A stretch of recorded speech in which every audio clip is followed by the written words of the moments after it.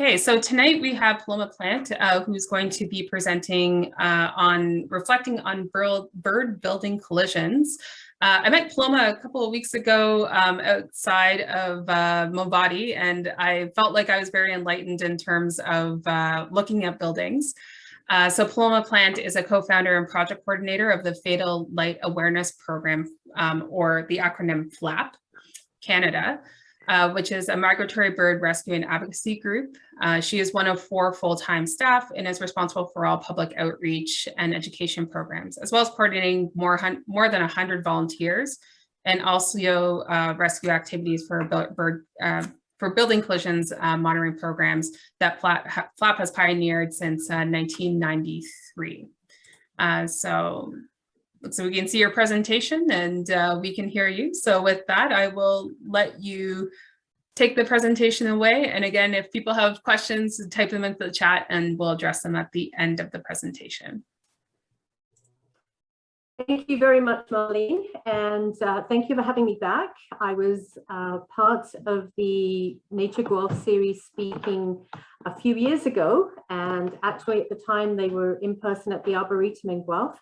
And since then, I am absolutely tickled pink to see the windows on one portion of the Nature Center have actually now been treated. So moving forward from there, thank you very much to everybody for attending. It's nice to see some familiar names and some certainly new names. So we're going to get started with a presentation, which is a bird's eye view and reflecting on the bird building collision issue, which we do know is a significant problem for songbirds. So I already explained this to Marlene, but I will say it again just to be on the safe side.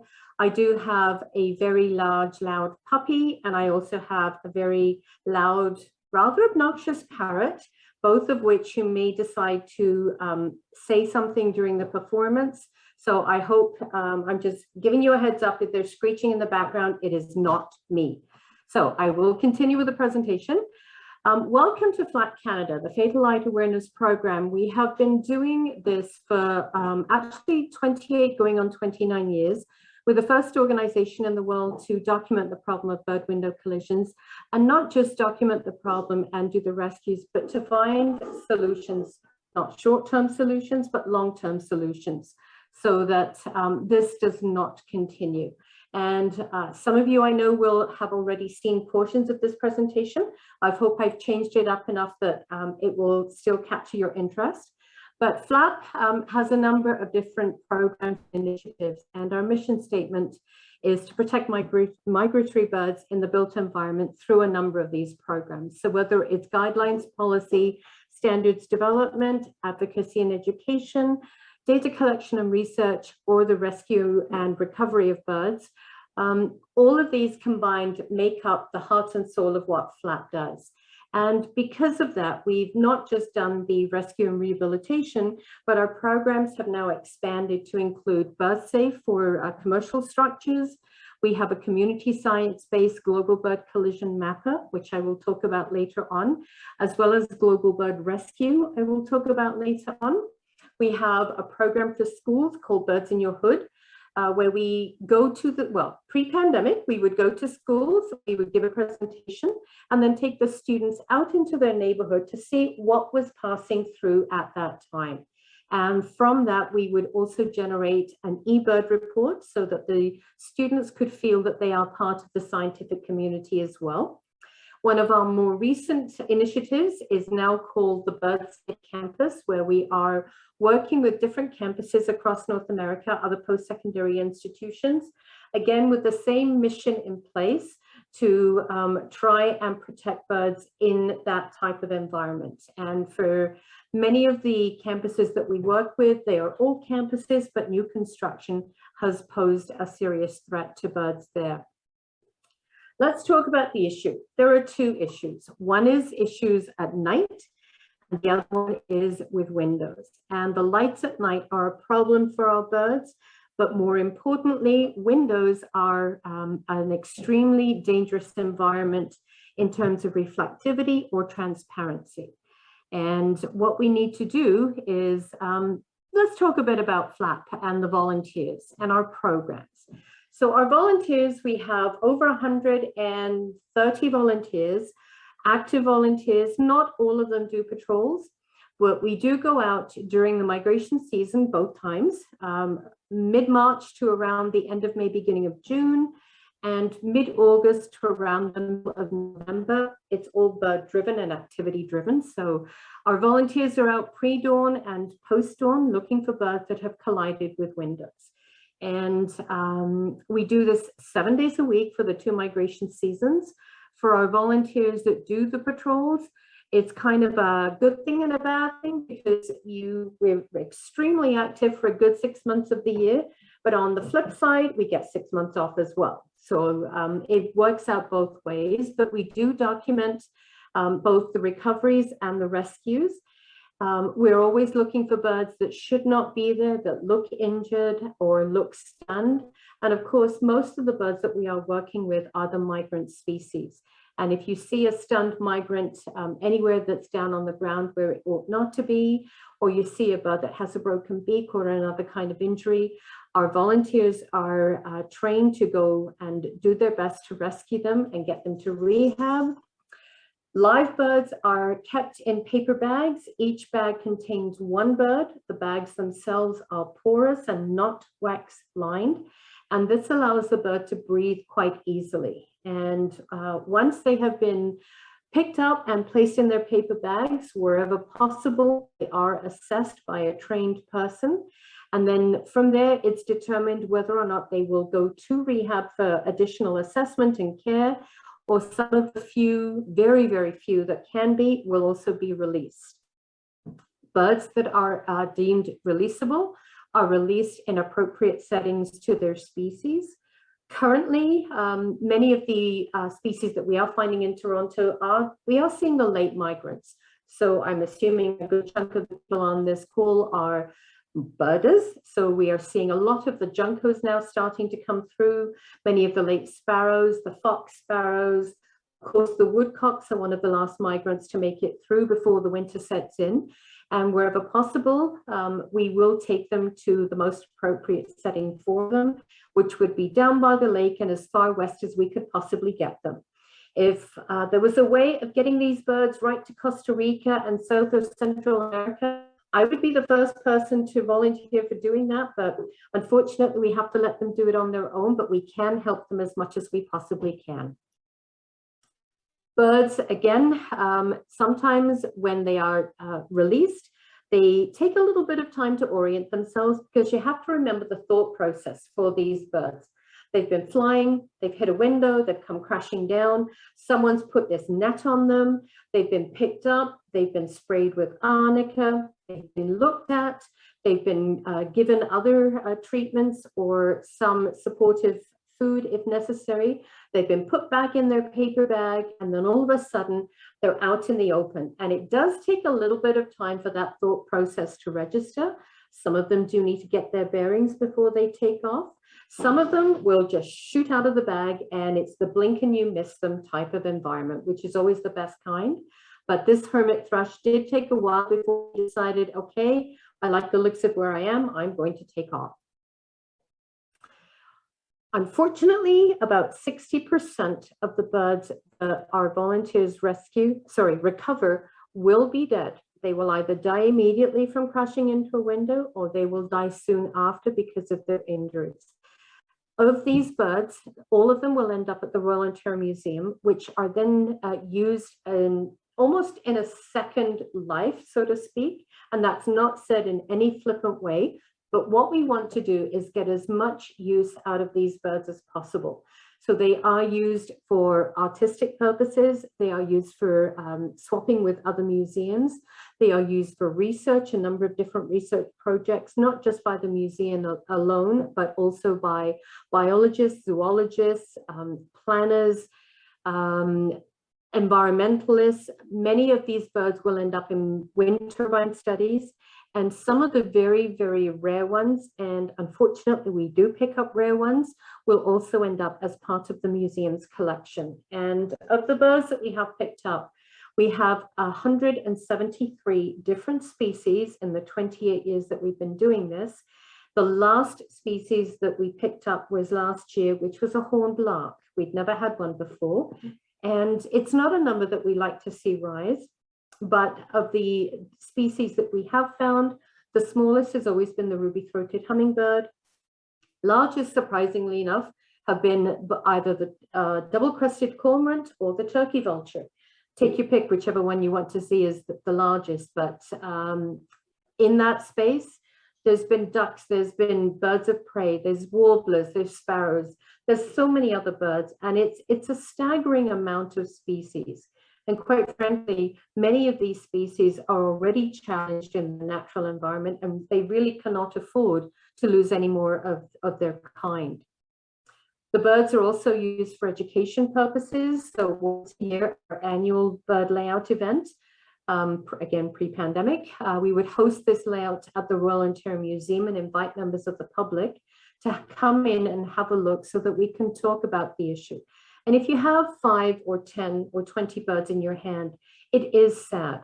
But when you have 1,000, 2,000, 3,000, or this year, when we did our layout in our September 15th, When Worlds Collide, which you can go to FLAP's YouTube page and view, we had over 5,000 birds. And that was actually 2 years worth of monitoring because we were not able to hold the layout last year. So the numbers are staggering. And again, many of these species are at risk. Over 24 species are now considered at risk. And they really, really do need our help. Some of the more common species that we do encounter, the white-throated sparrow, which of course are coming through now, they have that beautiful Canada song, and I will not sing it because I cannot sing to save my life. The ovenbird, a type of warbler, and of course the one that everyone recognizes, the ruby-throated hummingbird. Of these three, the white-throated sparrow has the dubious distinction of being the species that we have picked up the most single individuals. So we are pushing 11,000 white-throated sparrows in the time that we have been doing this. Species at risk, Canada warbler, the whippoorwill, and the wood thrush. Again, unfortunately, some of the newer species at risk that have recently been added to the list, such as the barn swallow, we are also picking them up, and we're also picking up chimney swifts, which have also been added.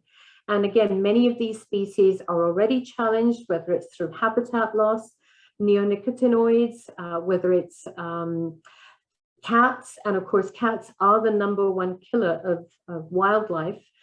Buildings and collisions with buildings are one of the leading causes, but collectively, these birds cannot afford to lose any more than they are already losing. And it was brought to mind this spring because we actually had really decent migrating conditions for spring. And as many species do not necessarily migrate together in the sexes, many of them, the males come through first, looking for the best territory before the females come through. The male yellow-bellied sapsuckers went through relatively easily, but at the time that the females were coming through, the weather was abysmal, and it took out a good chunk of the breeding population of some of the females that we were finding. I think we found over 50 female yellow-bellied sapsuckers. So, and that's just in downtown Toronto, never mind anywhere else. So collectively, again, this is a serious threat to the lives of birds. Let's put it into perspective. In Canada alone, anywhere from 25 to 42 million birds die every year from collisions with windows. However, across North America, the number jumps to about 1 billion birds. And again, these could be considered conservative numbers, which basically translates into 3,168 birds colliding with windows per second. So again, for those of you that think it doesn't happen often, please think again. A little bit about architects. Architects play a huge role. And in fact, retired architect John Carley put it very, very well. And unfortunately, we are seeing more and more of these really abstract types of designs. But we as a profession seem to be in love with glass. Either that or our clients are. The myth that an all glass facade brings nature in and transports one out into nature is strictly that, a myth. The transparency and reflectivity may seem real. To birds, it is illusory and deadly. And yes, I will admit that some of these images are quite extreme, but they are happening and we are seeing more and more of these. And of course, it's something that we cannot continue to see without having disastrous effects on the bird populations. Okay, so we talk about the nighttime issue. For those of you that are unaware, the majority of the birds that we find as flap migrate at night. A good 80% or more will be migrating at night. Most of these will be the warblers, the sparrows, the buntings, and unfortunately, nighttime migration can pose a threat to them. If they have a clear night, there is full moon, there's stars, they can navigate further and it's safer for them to travel at night, so they do. Unfortunately, in the urban environment, more so than say in the rural environment, lights are absolutely everywhere. And these confuse birds because if they cannot see the moon and the stars, all these lights they can see, that draws them down. And unfortunately, on nights when there is inclement weather, like tonight, if there's fog or anything else, they do fly at lower altitudes. And one image on the left is actually ground zero at New York City's Twin Towers, September 11th, for the commemoration of the events 10 years ago. These two beams are shot into the night sky. And if you actually look carefully, every one of those little tiny white flecks in those beams is a bird. And unfortunately, September 11th is the height of migration in New York City. So all the different groups involved in monitoring for bird migration there work closely with the organizers of this event.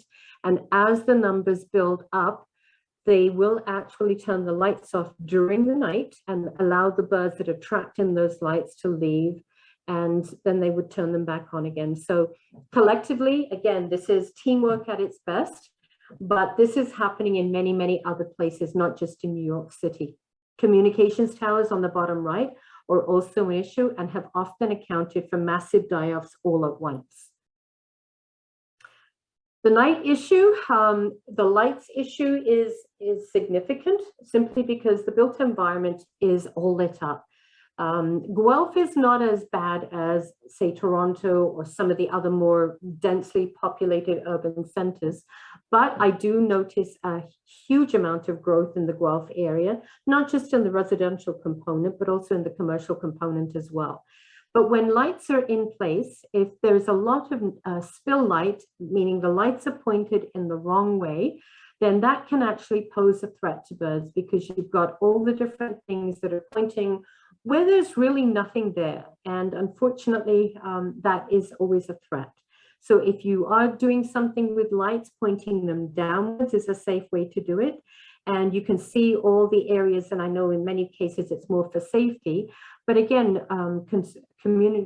commercial buildings, when there's nobody working, there's no point having lights on because there's really a waste of energy and it can actually pose a threat to birds. So spill light is something to avoid as much as possible.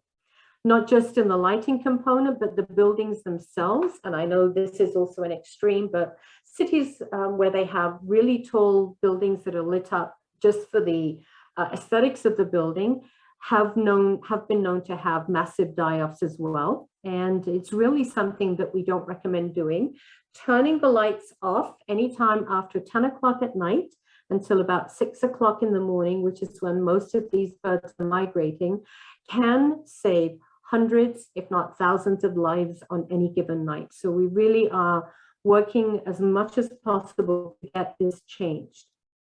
So again, lighting pointing downwards is one of the safest ways of having to light an environment. A little bit about bird migration. So you do understand it, and forgive me if you already know this, but there are 4 major migratory flyways across North America. And unfortunately, fortunately, Ontario sits on a crossover of the Mississippi Flyway and the Atlantic Flyway. So basically, that's a double whammy. So in the spring, you've got all the birds rushing forward to come, to their breeding grounds. In the autumn, migration is much, much slower. The adults may not necessarily migrate with the young of some species, so the migration is more drawn out and a slower pace. The cooler temperatures and north winds will certainly spur movement on, and we're expecting to see another push of birds in the next little while. But Ontario does get a significant amount of movement, and Birdcast is something, if you haven't already checked it out, I highly recommend it. The problem with bird migration is that the birds, when they're flying at night, many of these species will come down during the day to rest or to feed, and will move through the tree canopy. And this is where they come into contact with buildings anywhere from the ground level up to the height of that mature tree canopy.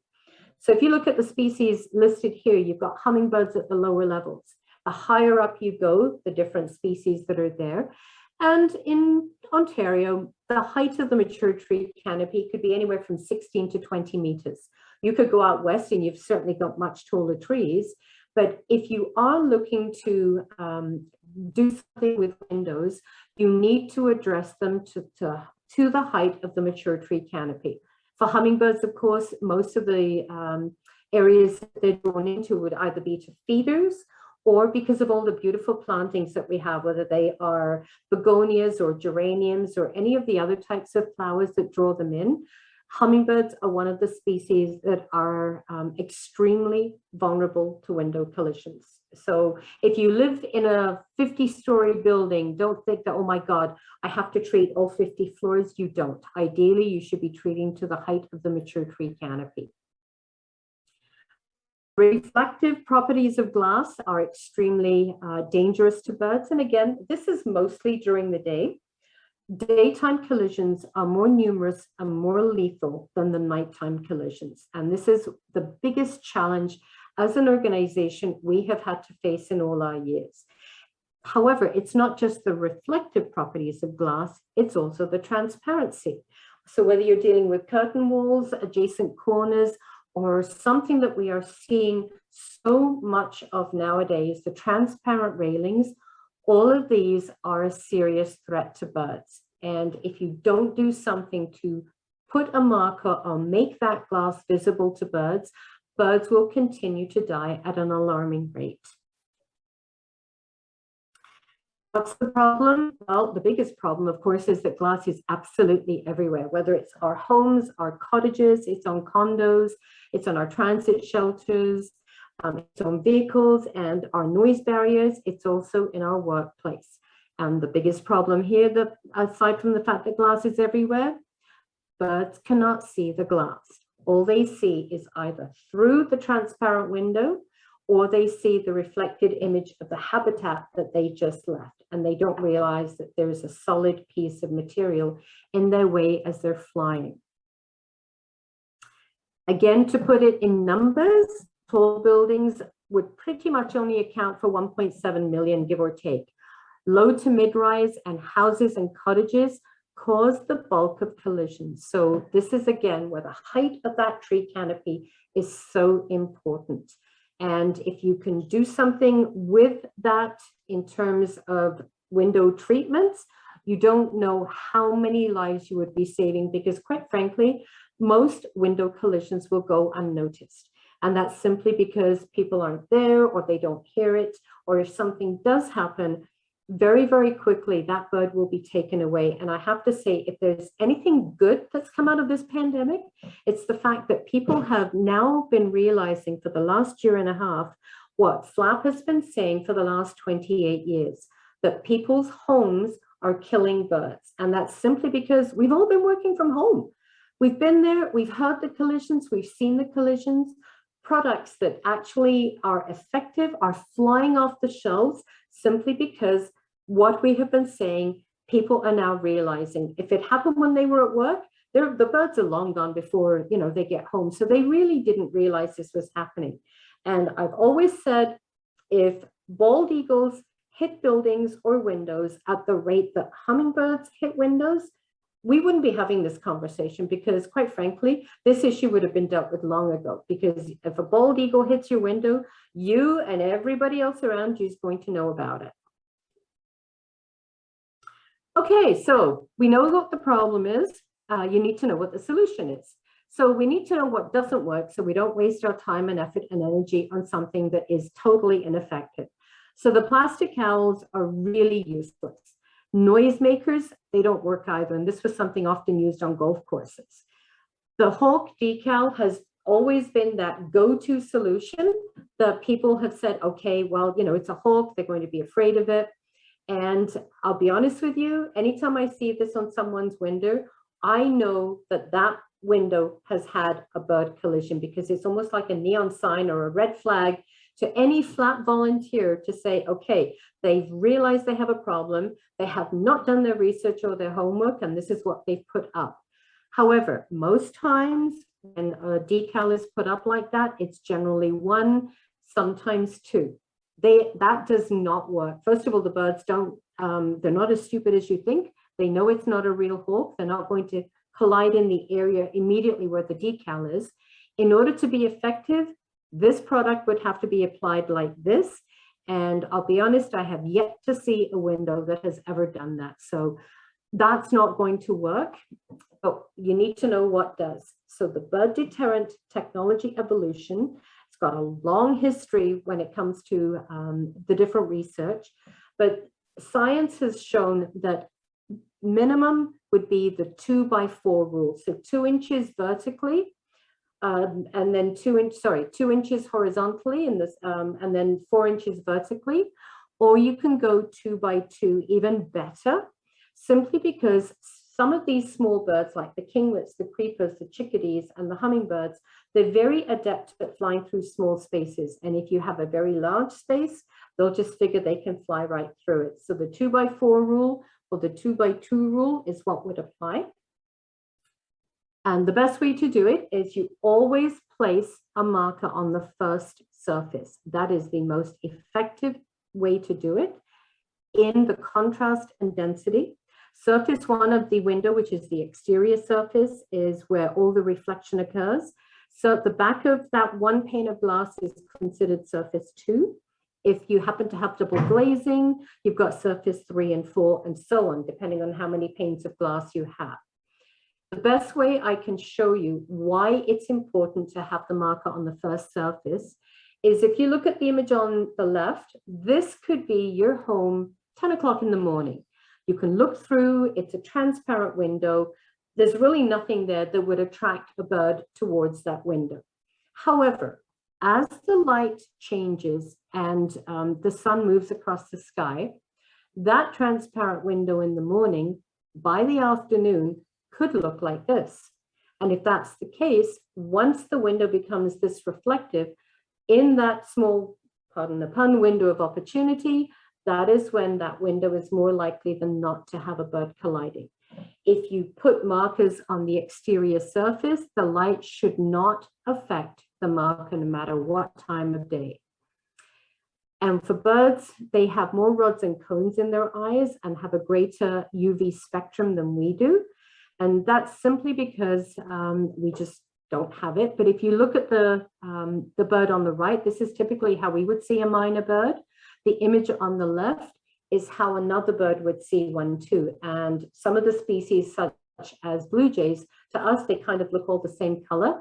I've been told that under UV spectrum, they actually look brown, or they have different shades of brown as well. So it's important that the UV, which is on birds' feathers, does or can play a role in bird deterrent technologies, but, and this is a big but, right now, the research that is out there is not convinced that it works as well as it should do, simply because we know that UV attracts birds, and if you have glass that has UV embedded in the glass, it has actually been shown to attract a bird, not repel it.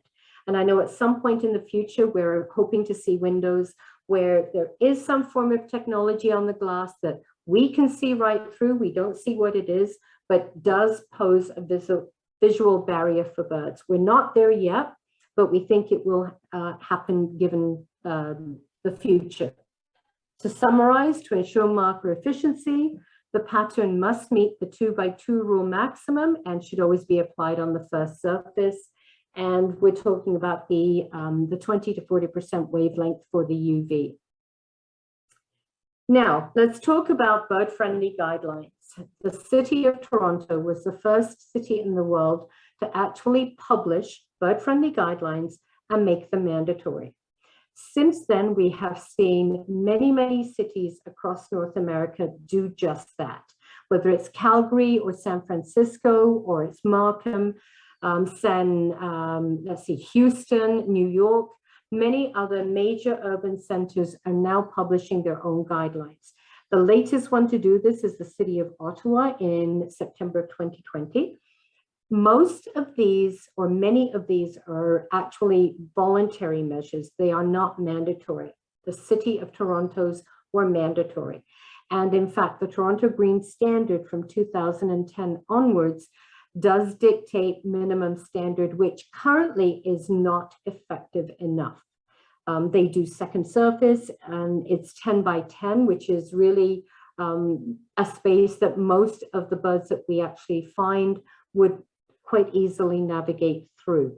Now, for the city of Toronto, the Green Standard is going to be reviewed and be revised and is coming out next May in 2022. And they are actually going to make it mandatory to have markers on the first surface. And for anyone who is a FLAP volunteer or who knows about FLAP and knows how long we've been working to get something like this done, woot woot, and pat yourselves on the back, because it's been a long time coming. A few examples of architecture that actually was not designed to be bird friendly, but ended up being it anyway. And one of the things that we've always said is treat your windows as a canvas and be as creative as you want. So whether it's your window that you want to be creative about, or the building that you want to be creative about, be as creative as you can. And it would be really nice to see Guelph go that way too. And I know the amount of new construction that's happening in the Guelph area is just the sprawl is amazing. And in that sprawl, and I know many of the subdivisions are very, the buildings are very similar, but you can still be creative at that one level. So whether it's one level or two levels on a home, or whether you have a massive building like these ones, all of these can actually be made bird friendly, can be pleasing to the eye, can be aesthetically beautiful, be creative. There's so many different ways to express bird friendly and still be effective. For homes, and this is the important thing, again, 5-10 years ago, there were very, very few options available for the homeowner. Now there's all types of window films, there's fritting, there's digital printing and etching, there's markers that you can put on the exterior surface, that's China markers. You can use exterior sunshades, you can use grill work, cable and lattice systems, or you can use perforated film. And the cable and lattice system is more commonly known as Acopian bird savers or Zen wind curtains. And these you can make yourself. They're very easy to make. You can go to Acopian Bird Savers website, and they even give you the way to do it. Very popular right now is feather friendly, the do-it-yourself dots. And again, those are just two examples of what you can put on your windows to make them safe for birds. A few changes in the history of bird window collisions. The city of Markham in 2009 started applying window film to their municipal buildings. And then EcoJustice launched two lawsuits against two developers. One was the Menkes Corporation and one was Cadillac Fairview. And from these two lawsuits, the judge in the Cadillac Fairview case actually strengthened two laws that were in place, one under the Species at Risk Act and one under the Environmental Protection Act. And since then, the laws have not really been enforced. However, we are starting to see the Ministry of the Environment and Climate Change step in and actually do something about this. And we're really happy that it's taking place. As with most things, it could have happened 5 or 10 years ago, but it's happening now. So we have to take win and move forward with it. But the bottom line is that these two lawsuits have helped move the awareness of the bird window collision issue. So the Species at Risk Act was because of an olive-sided flycatcher, and the Environmental Protection Act was in place because actually daylight off a window is actually bouncing off in the form of radiation, which is a contaminant. So hopefully we will see this happening more and more. Bird-friendly legislation from 2007, which is the bird-friendly best practice for glass, and moving forward all the way to the green standard, and now to the CSA, which is the bird-friendly building design. This was issued in 2019, and I'm going to just touch on that a little bit more at the end. Now, the Global Bird Collision Mapper. This is a community science-based tool that is increasing awareness of the problem.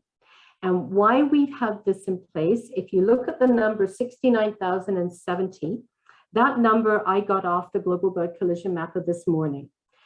Since then, 17 more birds have been entered. That's 17 more hits, which is just a drop in the bucket of all the birds that would have collided somewhere.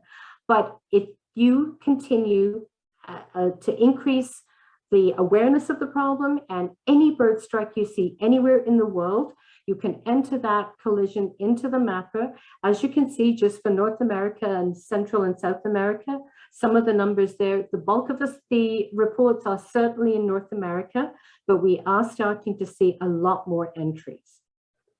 Global Bird Rescue just took place. And I do know that in the past, Nature Guelph, and I don't know if it was birdwing or not, but I do know that when we did the birdwing walk, we didn't find anything, but we actually really didn't have optimum conditions for that. It was a very quiet, very, very muggy day. But needless to say, it has happened. Current numbers for Global Bird Rescue sit at just over 1,200. We anticipate that when all the numbers are counted by November the 15th, which is the deadline to enter the reports, the numbers will surpass previous bird rescue years. This was the 4th year that FLAP has been doing it. And for those that aren't really sure how to enter or how to register for the Global Bird Mapper, you can see the image of Guelph, and you can see that some people have been reporting bird collisions. Few and far between. We know they happen a lot more often. So hopefully some people on this chat will recall the bird that they saw strike somewhere and can report that in the mapper. But if you're not sure how to do it, there's some great tutorials on our FLAP YouTube page. So whether you want to know how to register, whether to report a collision, or even just to explore the data, which by itself is a huge eye-opener, all of these are really easy tutorials on FLAP Canada's YouTube page. To end, why do we care? We like the birds, we like to hear them sing, but it's not just that. They are nature's bug controllers. They also pollinate plants, they distribute seeds, and of course, they're part of the food chain. Something else that they are is increasing the bird watching community, and that's financially, it's one of the biggest growing hobbies out there. And it's not just the binoculars and the bird book, it's the gas going to where you need to go, whether you want to go to Long Point or Point Pelee or Rondo or any of these places. On your way there, you stop off at Timmy's and you get your 6 packs of Timbits and you buy your double-double. So in terms of the economy and all the different things out there, we need these birds to have a healthy, natural and economic environment for us. And quite frankly, even for myself, just hearing the song of the white-throated sparrow or seeing white-crowned sparrows rooting around underneath my lilac bushes right now, these help me move forward with my day. And I'd like to think that people on this call feel very similar emotions to what I do. And hopefully with that, you can, in many ways, you'll never quite look at a window in quite the same way again. You may notice windows a little bit more. You may even look for birds and notice them and enter them into the mapper. Hopefully you will do your part, whether it's a small part, whether it's a large part. Volunteering for Birdwing Guelph would also be an amazing way to do it if you haven't already thought to do it. And collectively, we can make a difference. And how do I know that? Well, the power of action equals success.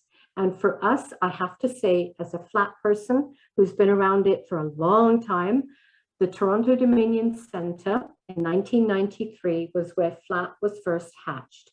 And since then, they have resisted all attempts to do anything with their windows. However, thanks to a number of different groups who really put pressure, in 2020, the TD Centre retrofit their buildings. It was a 2-year project. It took place in 1 year with a couple of exceptions in areas that are now being put to 2022.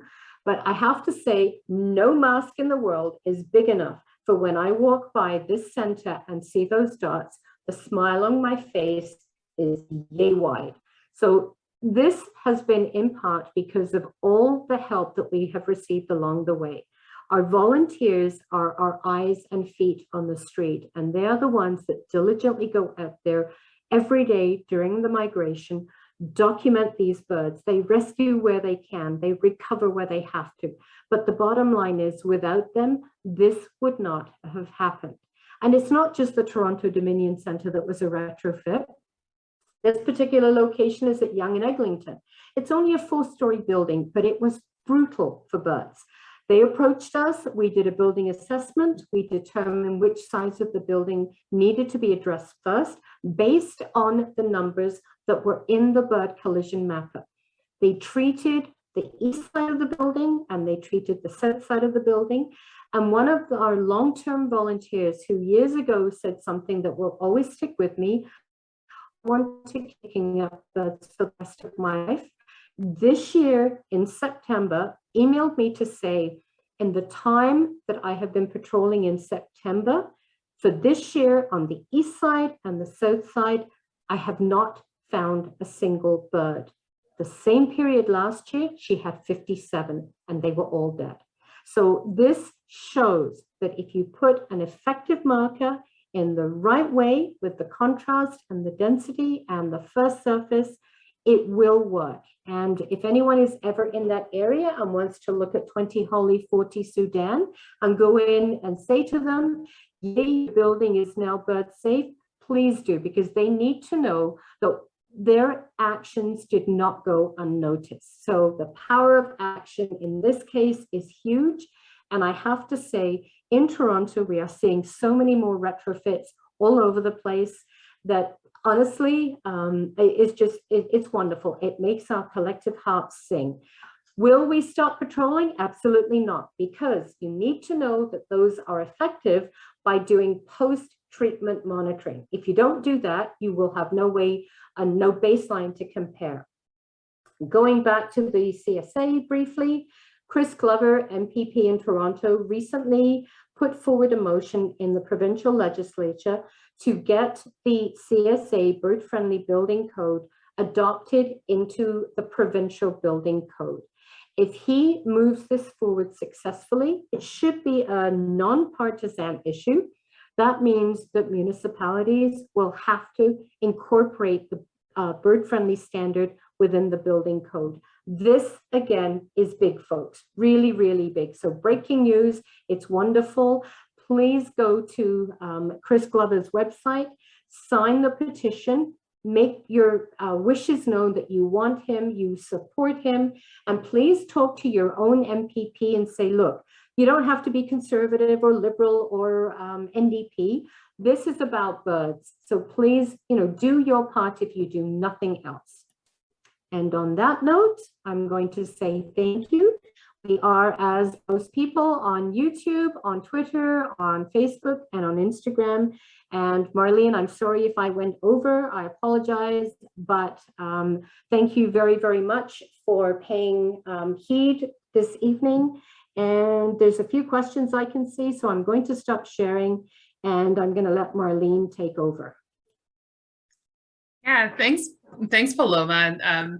You actually have left us lots of time for questions, which is always nice. So we do have a number that are in the chat. I'm just going to mention a few things first, though. so there is a part of our committee within Birdwing that is focused on bird friendly city. So that is a little bit of, I guess, advocacy work, trying to talk with the city of Guelph a little bit about how we can make Guelph friendlier for birds. So there is that option and opportunity there. There wasn't an update at this time from that committee, but if you're interested in being on that, you can send me an email. All right, so questions in the chat. Here we go. So the first one I saw that you just answered that there, the children's one is birds in your hood. How many schools have you done that at? Actually, we were doing really well until COVID hit. Because what we do is we do a PowerPoint presentation. It's catered to the ages of the children. And when you've got the younger, grade 1s, grade 2s, it's a much shorter presentation. And we talk about the birds that they are likely to see in their neighborhood, because our thought is that if they recognize the birds when they're going to school or from school or shopping or out with their friends, they're more inclined to want to do something about it. And I remember going out with one school students, and I've got to admit, most of the birds that we were seeing were house sparrows, or starlings, or were pigeons. But at one point during migration, we had turkey vultures kettling over the school, which the kids were just in complete awe of. And then we also had a red tail that was being bombed by 2 crows, which was really cool. And then some of the schools, because of the time of the year, all got chimney swifts. So of course, being a species at risk, they then went back and researched the chimney swift. And what we used to do is we would provide binoculars.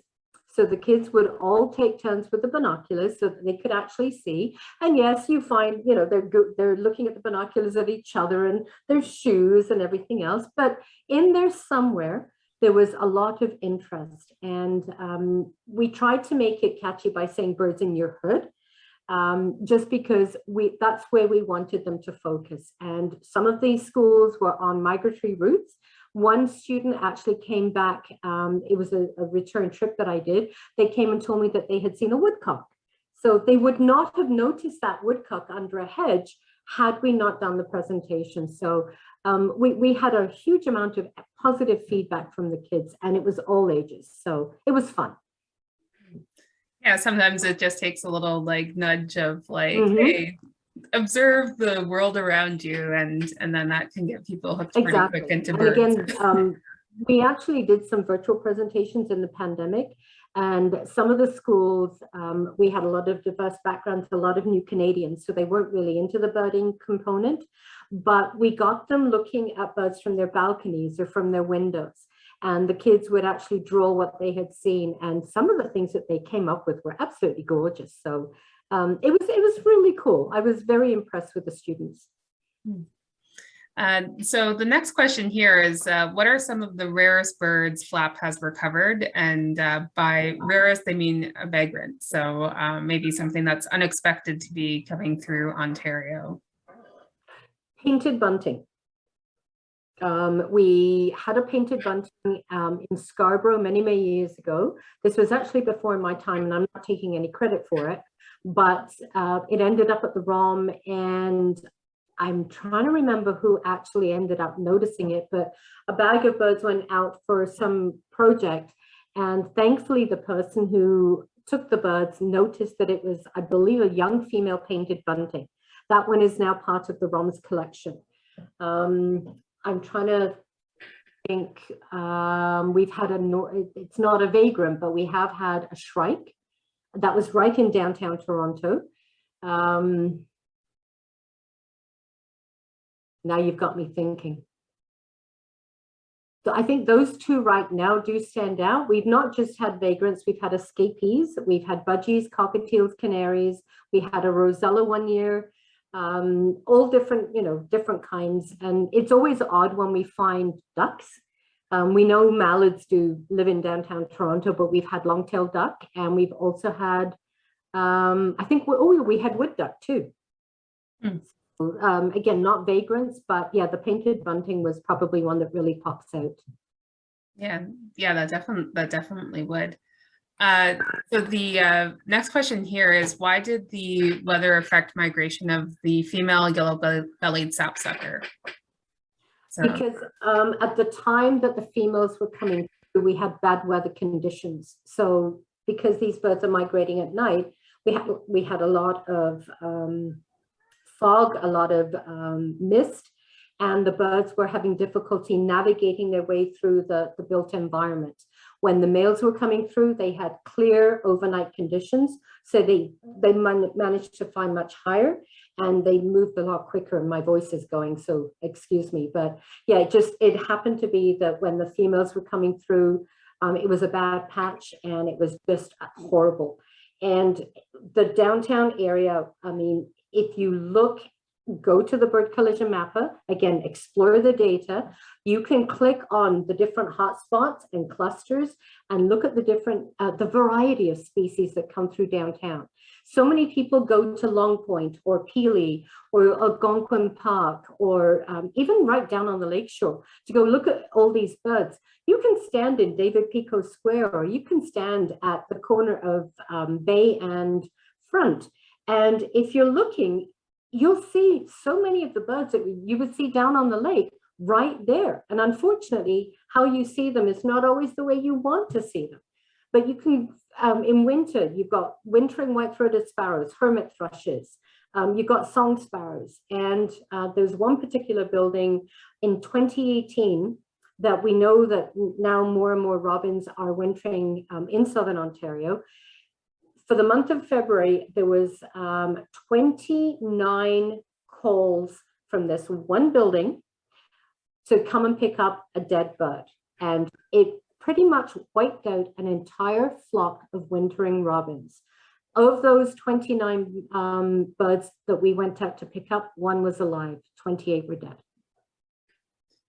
And I'm going to jump down to this question because I think it kind of ties into what you were talking about. So Toronto's counts on BirdMapper are extraordinarily high. Is that just increased awareness or something else? No, that's all flat.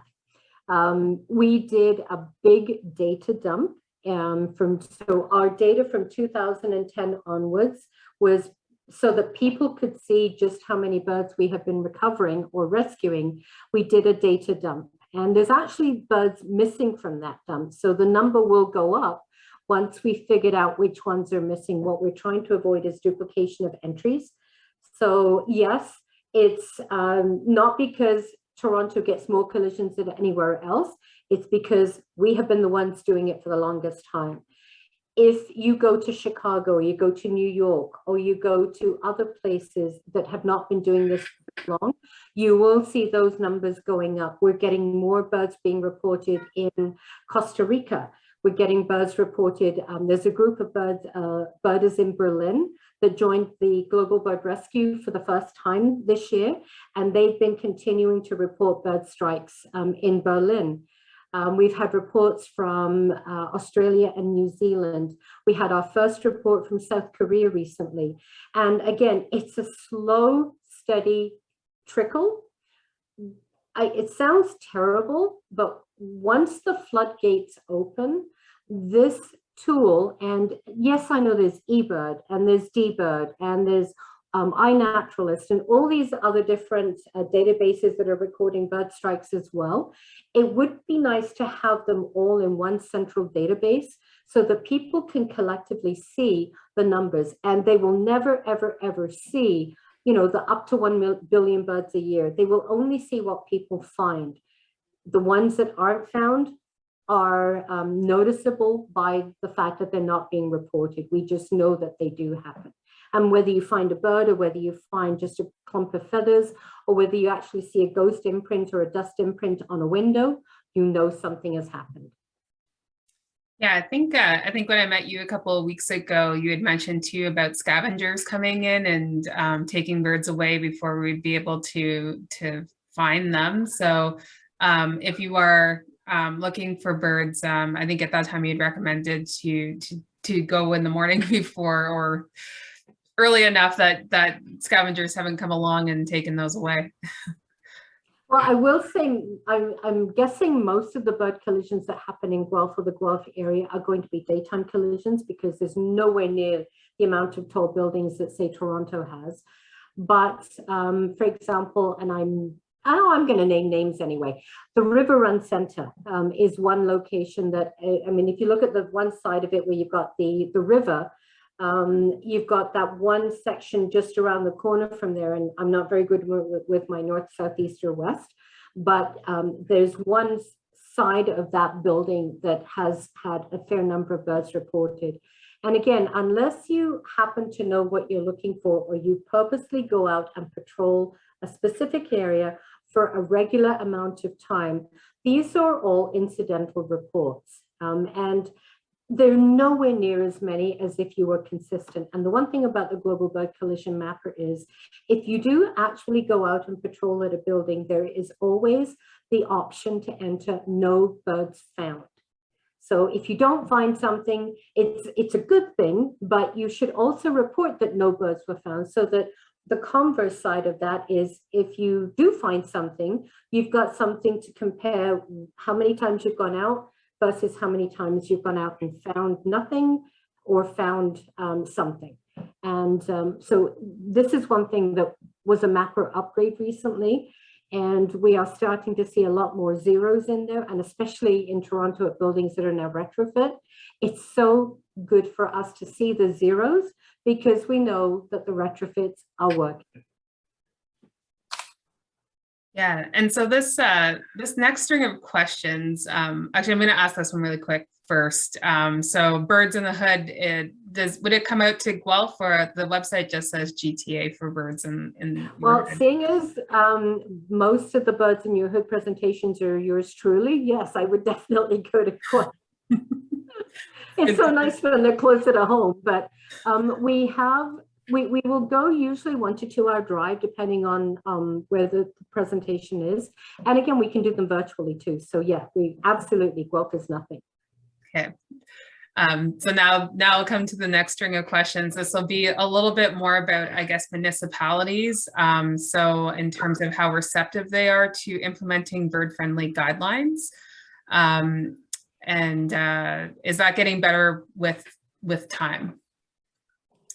I would say yes, but painfully slowly so. Quite honestly, with municipalities, you need to have a champion on your side to be able to move that train of thought forward. So in the city of Toronto, we had Councillor Glenda Bearmaker that really helped push the guidelines and get them through. If Chris Glover can get that pushed in Ontario Parliament, in the legislature, then he's kind of going to be considered the champion, because that's all going to stem out from there. And unfortunately, voluntary measures we have found are really, nobody wants to do it, or very, very few people want to do it. In order to get it done, it has to be made mandatory. And we understand it's not going to happen overnight.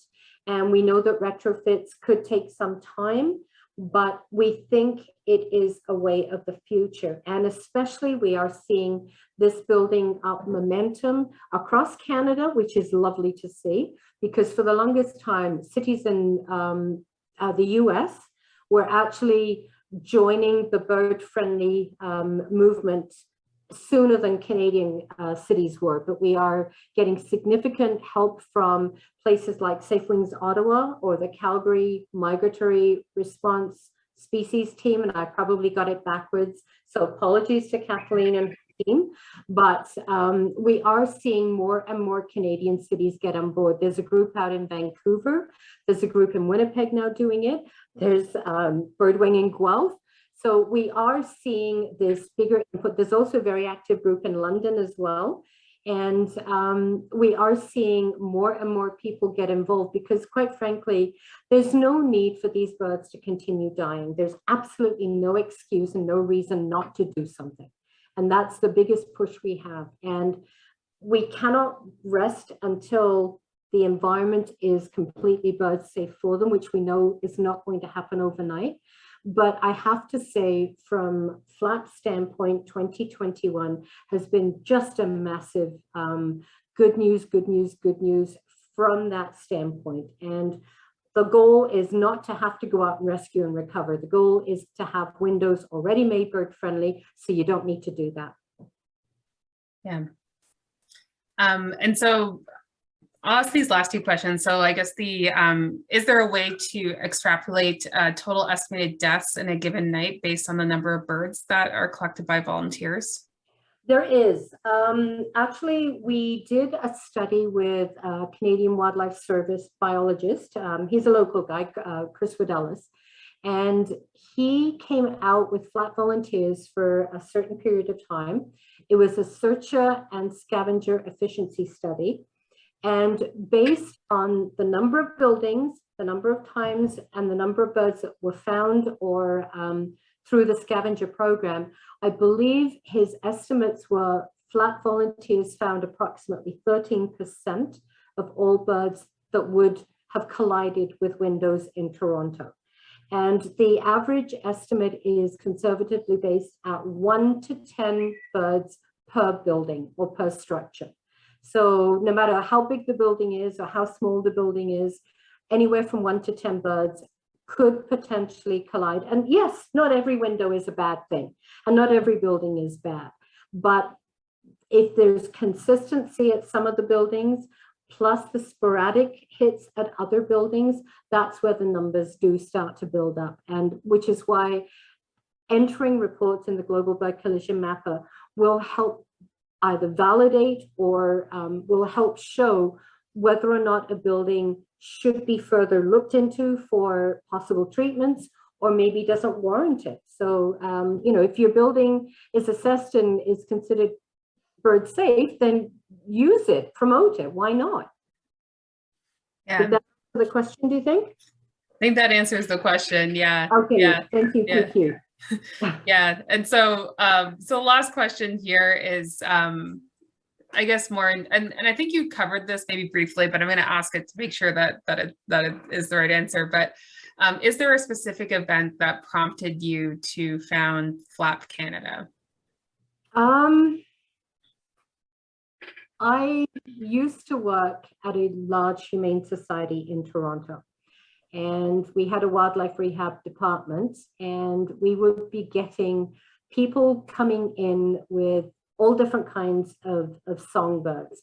And I basically went out to say, well, you know, why are they coming in? And I met Michael there, and there were a bunch of us doing it. And so we were actually flapping long before flap hatched. And this was in the late 80s. There were people such as Barry Kent Mackay and his mother Phyllis, who had been doing that even longer.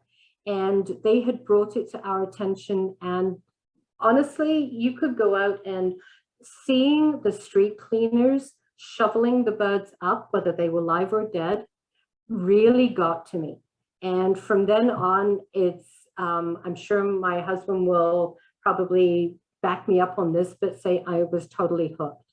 And the fact that I can honestly say in all the years that we've been doing this, I can walk down a street in Toronto and look at a new building and see the markers going up and think, okay, that in part was because of the people, 28 years that I've been there, that have helped get that happen.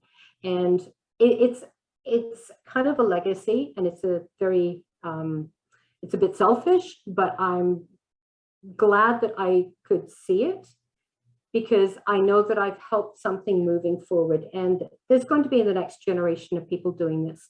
And we talked to the planning department at Ryerson University yesterday. So whether you're a planner or an architect or a designer, you're going to be the next generation moving forward based on either the Green Standard or the BirdFriendly Guidelines.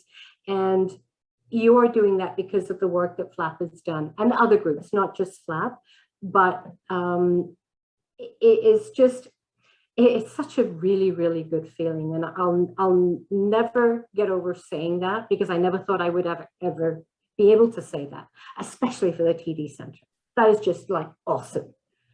Yeah. So one last question. What's your favorite bird? Everyone asks me this, and I always think about it, and I always end up going back to cedar waxwing. Yeah, they are very lovely. Oh, they have the most amazing social structure, and I just think they're so cool. Yeah. Well, thank you so much for your presentation and for answering all those questions. Again, if anybody is interested in being a part of Birdwing on the volunteer side and maybe looking at the bird friendly city, please just send an email and I'll make sure that you can get onto that group. We also have Bird Safe Guelph as well too, which is a student run group through the University of Guelph. Got an email from them today to kind of work a little bit more closely together on that. They actually have Jonathan Rice that's coming and speaking next week. So I'll post that up onto the Facebook page so everybody can find that.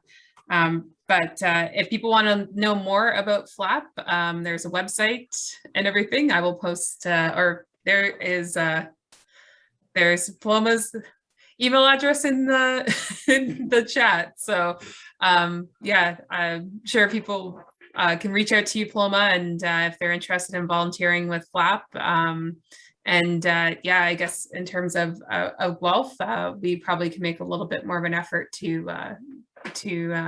definitely put our observations into BirdMapper in that. So thank you so much, and I think that's it for tonight's meeting.